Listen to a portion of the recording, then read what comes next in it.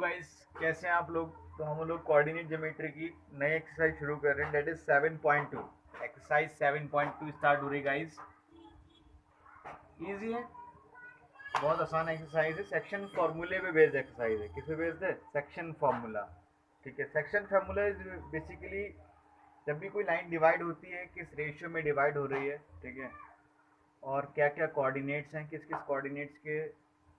इसमें हमसे coordinates basically पूछे जाते हैं। समटाइम्स क्वेश्चन जो आता है वो रेशियो बेस्ड भी आता है कि रेशियो निकालो कि लाइन को किस रेशियो में डिवाइड किया गया है। फिलहाल अभी हमसे जो पूछा गया है इसमें वो find the coordinates, that is question number 1 में पूछा गया है find the coordinates of the point which divides the joint -1,7 and 4,3 coordinates in the ratio given है। बच्चों इस रेशियो में डिवाइड किया गया है।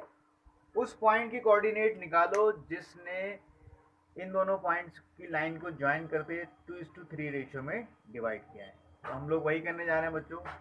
ठीक है, इसको हम बच्चों बोलते हैं M1, इसको हम बोलते हैं M2। Basically left hand side वाले को हम M1 बोलते हैं और राइट हैंड साइड वाले को M2 बोलते हैं। और M1 M2 है क्या बच्चों? That is slope. क्या है ये? स्लोप।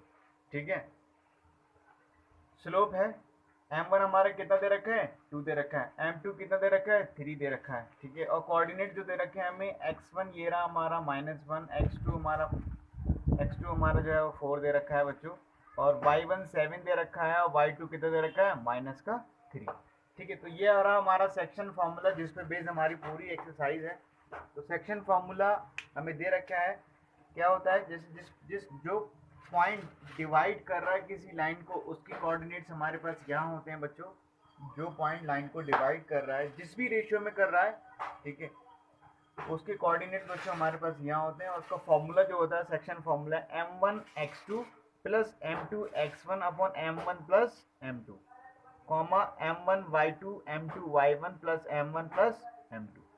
ठीक है, ये हमारा सेक्शन फॉर्मूला है। इसमें हम लोग पॉइंट सब्स्टिट्यूट कर देंगे और जो हमसे पॉइंट के कोऑर्डिनेट मांगे हैं जो इन दोनों पॉइंट्स को इस लाइन को डिवाइड कर रहा है, ठीक है, वो है हमारा C। इसके हम कोऑर्डिनेट्स हम लोग निकालेंगे बच्चों। ठीक है, तो हम लोग इसमें जो वैल्यूज हैं वो पुट कर देते हैं। M1 की कितनी वैल्यू है? 2 है। x2 की कितनी वैल्यू है? 4 है। ठीक है, प्लस M2 की वैल्यू बच्चों 3 है। ठीक है, x1 की वैल्यू -1 है। ठीक है, upon M1 plus M2 that is 2 + 3। Similarly हम लोग इसको देखेंगे। M1 कितना है हमारा? 2 है। y2 कितना है हमारा? y2 हमारा -3 है, प्लस M2 कितना है? 3 है। y1 कितना है? 7 है। M1 प्लस M2 इसको हम सॉल्व कर लेंगे। 8 - 3 दैट इज अपॉन 5, और यहाँ बचेगा -6 प्लस 21 अपॉन 5। तो यहाँ 8 - 3 दैट इज 5 बचेगा। तो 5 से 5 कैंसिल हो जाएगा बच्चों, यहाँ 1 आएगा, और ये 5 3 ज़ा 15। तो हमारे जो रिक्वायर कोऑर्डिनेट्स होंगे बच्चों, जो हमारे रिक्वायर कोऑर्डिनेट्स हैं वो हमारे यहाँ निकल चुके हैं। ठीक है, तो यहाँ आप देख सकते हैं इसके जो कोऑर्डिनेट्स हमारे निकल कर आए हैं वो कितने निकल कर आए हैं? 1,3।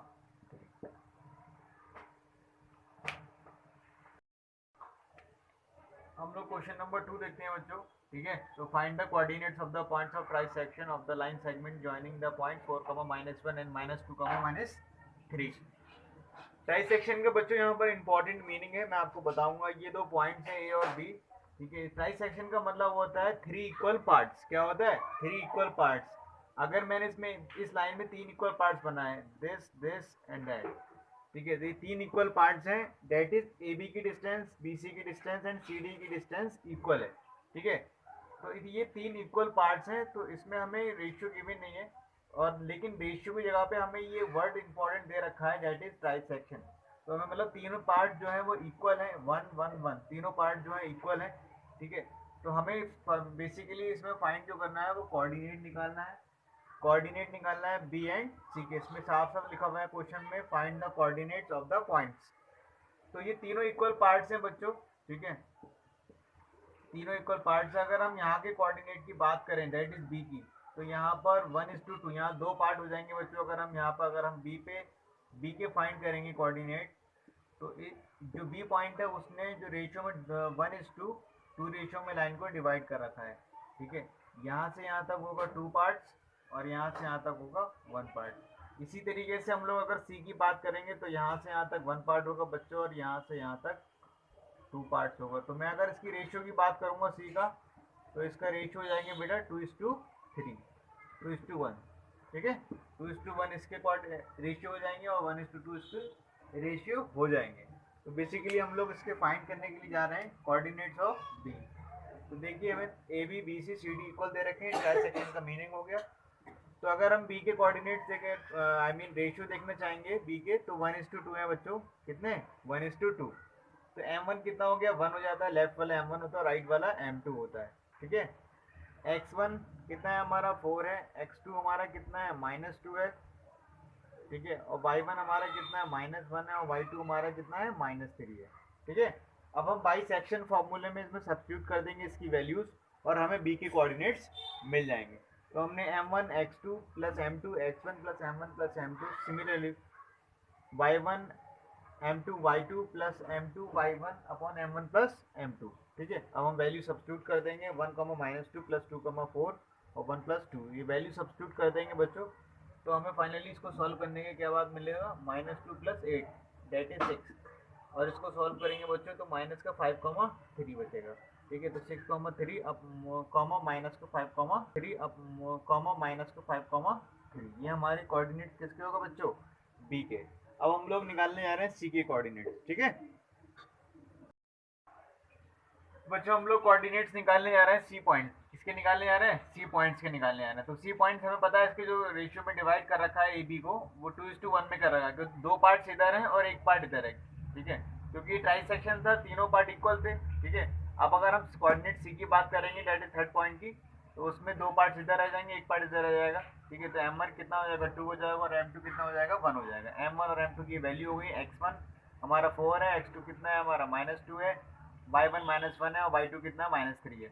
बाई सेक्शन फॉर्मूले में हम लोग इसकी वैल्यू सब्स्टिट्यूट कर देंगे और हमें रिक्वायर्ड कोऑर्डिनेट्स मिल जाएंगे, ठीक है। तो m1 हमारा कितना है 2 है, 2 रख दिया यहाँ पर। x2 की वैल्यू बच्चों यहाँ पर हमने लगा दी है, प्लस m1 y2 की वैल्यू लगा दी, m1 प्लस m2 कर दिया यहाँ पर हम लोगों ने, ठीक है। इसी तरीके से m1 y2 plus m2 y1 की plus m1 upon m1 plus m2। हम इसको सॉल्व करेंगे बच्चों, 2 2 4 माइनस का 4 हो जाएगा, 4 1 4, यहाँ +4 और -4 हो जाएगा अपॉन 3, और यहाँ पर 3 2 6 माइनस का 6 हो जाएगा, और ये माइनस का -6 -1 -7 हो जाएगा, और 4 प्लस का 4 माइनस का 4 0 हो जाएगा, 0 अपॉन 3 और -7/3।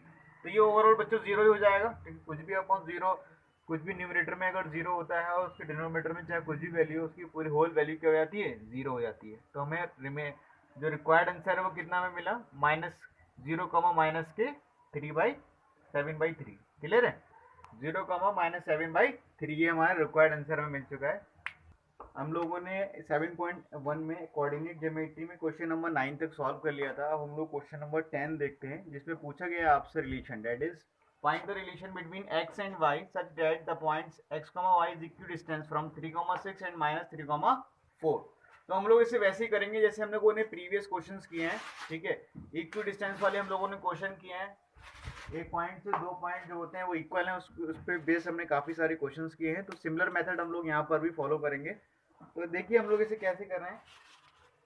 ये हमारा पॉइंट है x, y, इससे जो b है और c है इक्वी डिस्टेंस पे है, ठीक है। तो हम लोग पहले इन दोनों की डिस्टेंस निकाल लेंगे गाइस, ठीक है, और फिर इन दोनों की डिस्टेंस निकाल लेंगे, फिर बाद में इसको इक्वलाइज कर लेंगे। इसके थ्रू हम लोगों को जो रिलेशन रिक्वायर्ड है x और y के बीच में वो निकल जाएगा। तो हम लोगों ने बाई डिस्टेंस फॉर्मूला हम लोगों ने इसको सॉल्व किया है, ठीक है।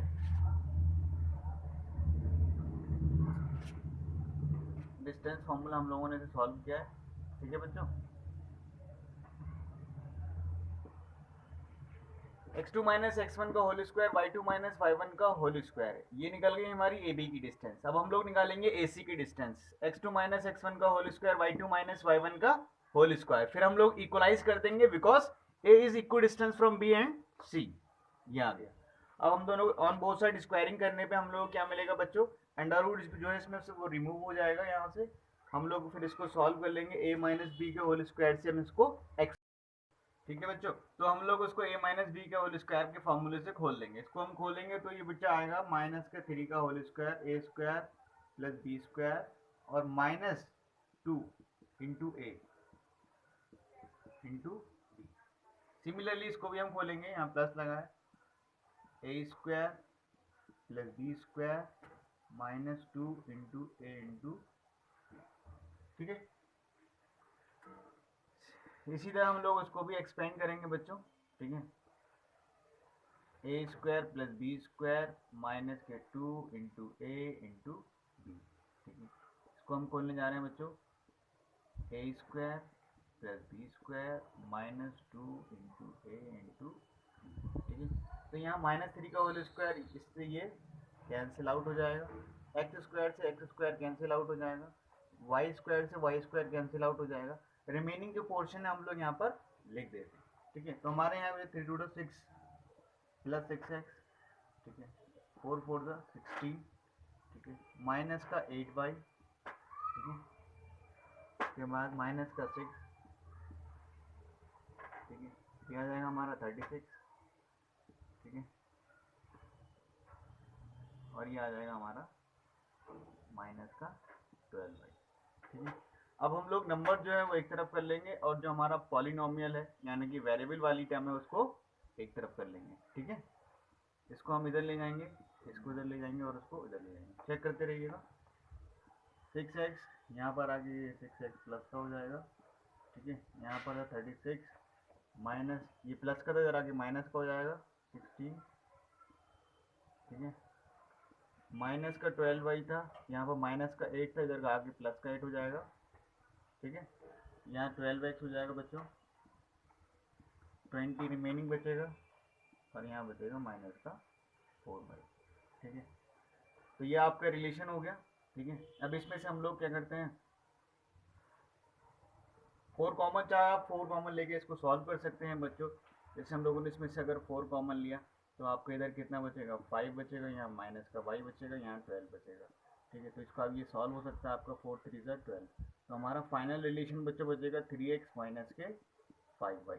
तो ये हमारा रिक्वायर्ड रिलेशन हो गया बच्चों, ठीक है। जो रिलेशन x और y के बीच में पूछा गया था ये रिक्वायर्ड रिलेशन हो गया।